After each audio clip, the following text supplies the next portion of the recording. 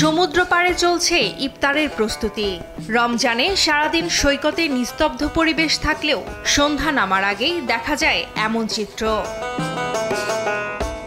ইফতারের সময় ঘনিয়ে আসার আগেই রোজাদাররা কক্সবাজার সৈকতের বালুতে সারিবদ্ধভাবে বসে ইফতার আয়োজনে ব্যস্ত হয়ে পড়েন। সমুদ্র তীরের এই আয়োজনে তৈরি হয় এক ভিন্ন আবহ। সারাদিন রোজা রেখে ক্লান্ত শরীরে সৈকতে বাতাসের স্নিগ্ধতা যেন সব ক্লান্তি মুছে দেয়। ইফতারের প্রস্তুতির ফাঁকে সূর্যাস্ত দেখতে নজর পড়ে পশ্চিম আকাশে। সূর্যাস্ত দেখতে দেখতেই মসজিদের মাইকের মাগরিবের আজান শুনে নিয়ম মেনেই শুরু হয় ইফতার।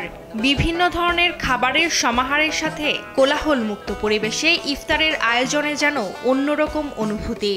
এই আনন্দটা কোনোদিন বলতে পারবো না, বন্ধুদের সাথে সবার সাথে এই জায়গায় এরকম করে আর কোনোদিন করি না এর আগে, এই জীবনের প্রথম এবার। আমরা বন্ধু বান্ধব মিলে ঈদগাহ থেকে সমুদ্র সৈকতে ইফতার করতে আসছি, ভালো লাগতেছে আমাদের। প্রতিদিন শত শত মানুষ সৈকতে ইফতার করতে আসেন, তবে ইফতার শেষে অনেকেই খাবারের প্যাকেট ও প্লাস্টিক ফেলে চলে যান, যা সৈকতের পরিবেশের জন্য ক্ষতিকর। ইফতার পরবর্তী এই আবর্জনা সৈকতের সৌন্দর্য ও পরিবেশের জন্য হুমকি হয়ে দাঁড়াচ্ছে। আমার জায়গাটা আমাকে পরিষ্কার রাখতে হবে, আরেকজন এসে আমাকে বলে দেবে কেন? যারা মনে করেন রেখে যাচ্ছে বা মনে করেন ময়লা করে যাচ্ছে, এটা আমাদের জন্য খুবই দুর্ভাগ্য।